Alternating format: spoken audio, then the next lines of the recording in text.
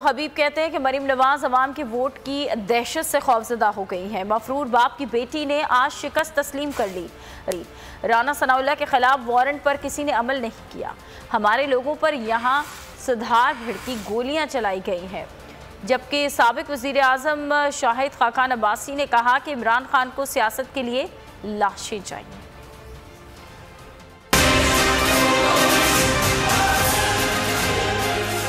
कानून का सामना आपने करना है।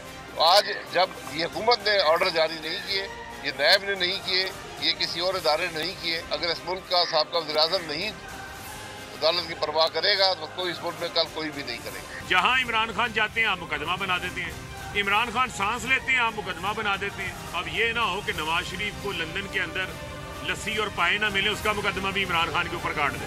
इमरान खान साहब को कोई लाश चाहिए सियासत करने के लिए। हुकूमत उनको लाश देना नहीं चाहती। हुकूमत नहीं चाहती कि इसमें तमाशा लगे।